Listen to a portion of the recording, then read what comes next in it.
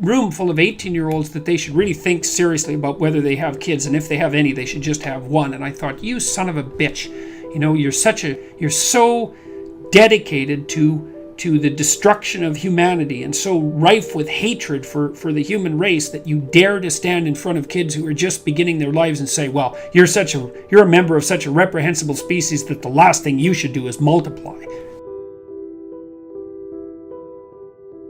Mr. Cuban says, why is it so important to have kids if the world has an overpopulation problem? Well, who says the world has an overpopulation problem? I don't buy that.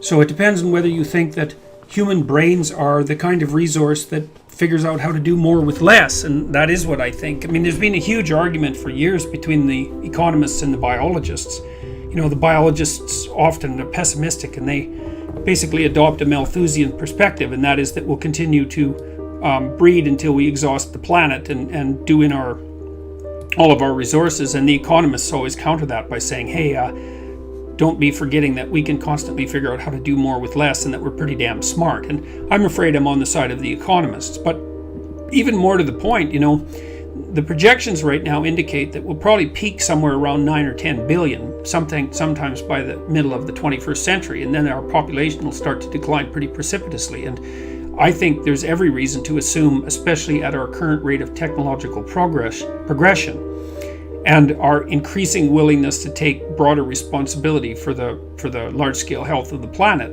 that we'll be able to manage that without too much problem. We can certainly grow enough food to do it if we put a little bit of effort into that. We're going to squeeze out a lot of other animals on the way, I'm afraid, especially some of the big predators and mammals that are of approximately our size. And that's, there's a price to be paid for that. I think there's more tigers now in Texas, just in case you're wondering, than there is in the wild in the rest of the world. And so, but, tigers tend to eat children, and so it's kind of rough having them around.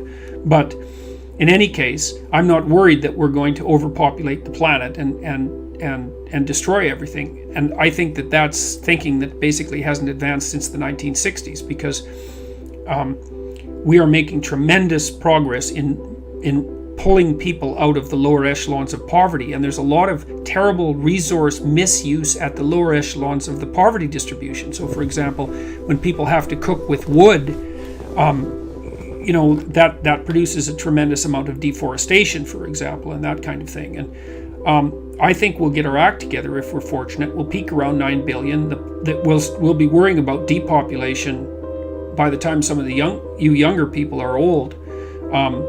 Besides, you have kids because that's part of life. The two things aren't related in some sense as far as I'm concerned. So the trick is to have kids that are more good than harm. You know what I mean? Because people aren't only consumers, they're also producers. It's kind of appalling that we regard ourselves as consumers. So, if you're going to have kids, have good kids. Make them smart, make them tough. Help them be tough. You don't really make them. Help them be tough, help them be smart, help them be responsible. And then, maybe they'll do good. And that'll be good for the world and people. And I'm pro people, man. I heard a university professor once, who I also thought was completely reprehensible, who was lecturing to a group of 18-year-old kids about how he and his wife had only decided to have one child because, they didn't want to overpopulate the world. And I thought that if he'd only managed to reproduce one genetic copy of him, that was probably for the best. But then he told the whole room full of 18-year-olds that they should really think seriously about whether they have kids, and if they have any, they should just have one. And I thought, you son of a bitch, you're so dedicated to the destruction of humanity and so rife with hatred for the human race that you dare to stand in front of kids who are just beginning their lives and say, well, you're a member of such a reprehensible species that the last thing you should do is multiply. It's no, sorry, I don't see any wisdom in that at all. And I don't think the world does have an overpopulation problem, and I don't think that there's any evidence that it does. Now, that doesn't mean that we're managing everything that we should manage properly. We're really wreaking havoc on the oceans.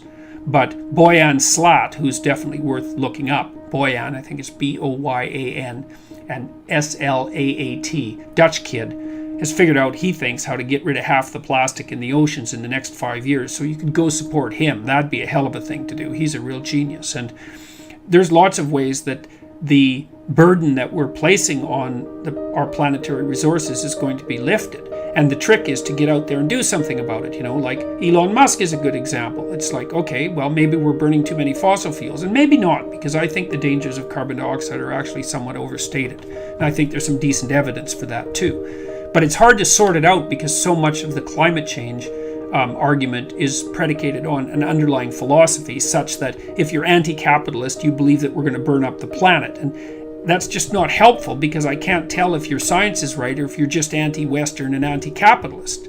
So, and like I spent 3 years working on a UN committee, the Secretary General's high-level panel on economic sustainability, I think it was called, and it produced a report in 2013. And I spent about 3 years reading everything I could get my hands on economic development and environmental sustainability. And the state of the planet is far less dismal than the doomsayers would have you believe. I do think that the one thing that we're doing is, like, we're fishing out the oceans, like, idiotically. It's really, really awful. And trawling is a very damaging process. And I think that, like, if we left the damn oceans alone for about 15 years, they'd recover. Not the huge fish like tuna, because they take a long time to develop, but oceans would come back really quickly. And, but I think we'll get smart enough to do that sort of thing over the next 50 years, because, human beings aren't stupid, and we've actually only been worried about the planet, let's say, since about 1960. It was only 100 years ago that it was more or less self-evident that the natural world was inexhaustible in comparison to the puny efforts of humanity. And, we only figured out that there was enough of us to cause trouble by about 1960. For Christ's sake, how long do you expect it to take us to figure out how to take care of a whole planet? We're doing a pretty good job for people who only stumbled onto the idea that there might be a problem something like 60 years ago. So I think we'll get it right, especially if more and more people start to act responsibly and truthfully and all of that, and start working for the betterment of things instead of trying to, undermine and hurt and engage in identity politics and all that sort of reprehensible activity.